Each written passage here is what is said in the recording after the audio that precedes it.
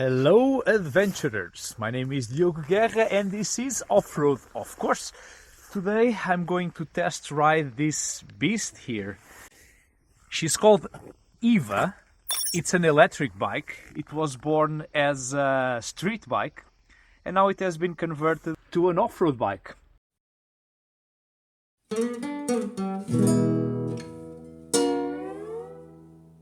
You want to know what changed? Yeah, please.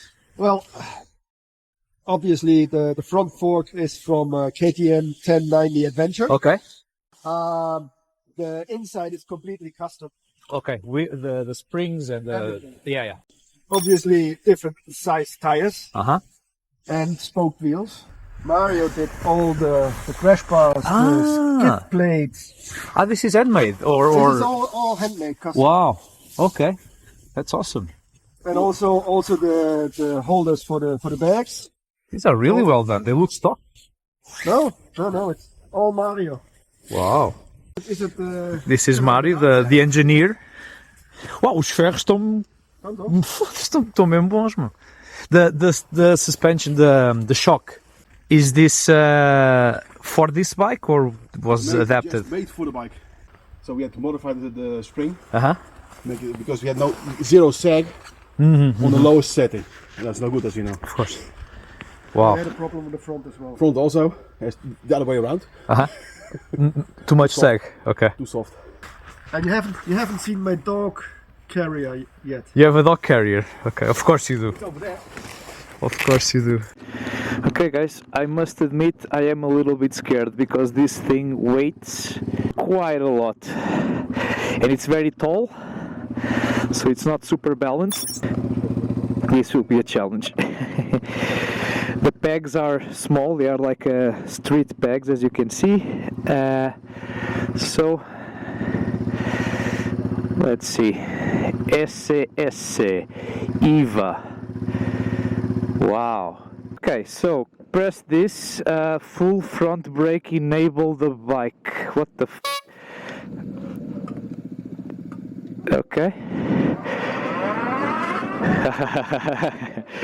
This is interesting.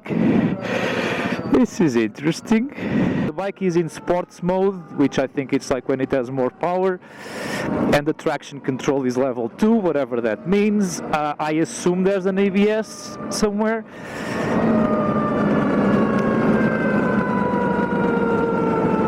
But so far, I have to say that it's very easy to control. I'm using like 5 or 10% of the throttle, but it's very smooth. It's a ride-by-wire, of course. There's a lot of engine brake. Yeah, like I can just let go of... I'm not braking or anything, and the thing is like keeping a steady speed down the slope. Let's accelerate. Wow! Jesus Christ. Yes, I used like 30% of the throttle and the front wheel came up maybe 10 centimeters off the ground. Wow. And there's a little bit of off-road.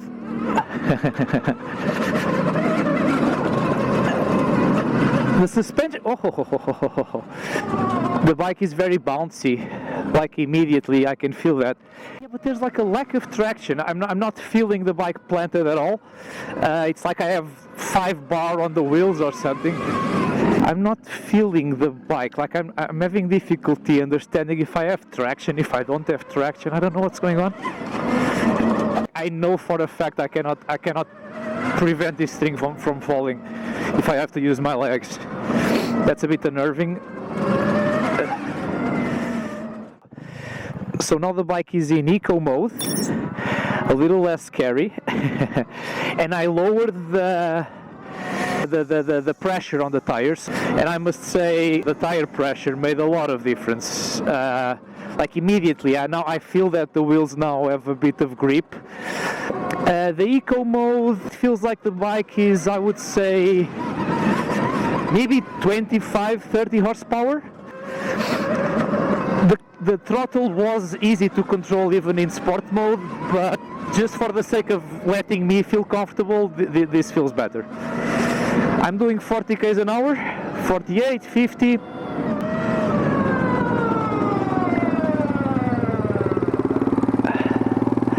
We wait for Mario, maybe? Yeah. Let's wait. Okay, I'm gonna try the other mode now.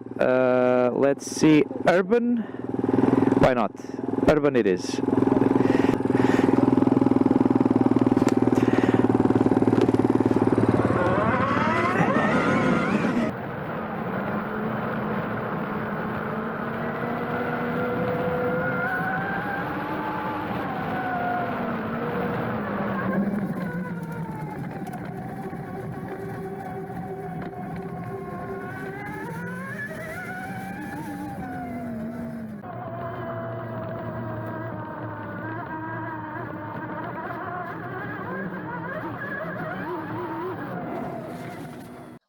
I think that urban mode is the power mode that makes more sense to me right now. In sports mode it feels like 150 horsepower, so not very good for off-road. Eco mode, it's like 30. Okay, but I can do more, so I'm going in urban mode. The traction control does a good job, like not having any skidding problems. The regenerative braking is working very well. Like as soon as I go off the throttle, the bike starts slowing down in a very smooth and predictable manner. That's very good. I'm very surprised with how well the electronics are working. Like in general, they are not getting in the way. I don't miss the clutch. I don't feel any problems controlling the throttle. I'm enjoying every second of this. Yeah, like the suspensions have they work really well until they don't. Like on that bump there, I felt there's a bump, there's a hit, there's something that. Hello. I just had a few situations where the suspension bottomed out, so I'm going to. Oh yeah, I'm going to. Okay. I increased the compression by 16 clicks, which is a lot, but it was very low. It was like close to zero compression. So now the bike is supposed to feel a bit stiffer, but less prone to bottoming out, which was a problem that I felt, for instance, here on this rut.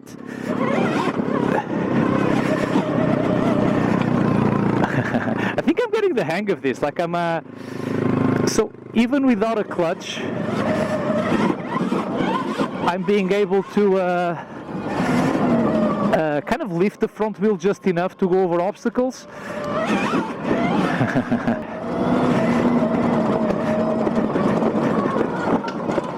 Oh, still bottoming out a bit better.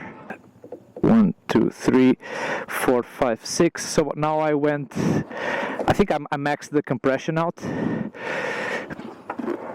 The bike does not have a lot of steering angle.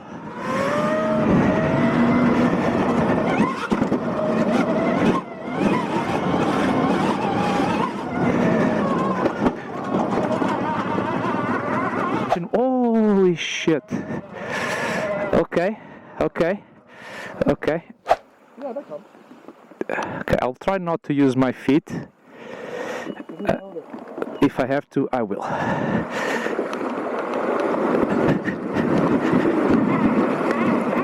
Yeah, no feet. Wow. My feet are dry.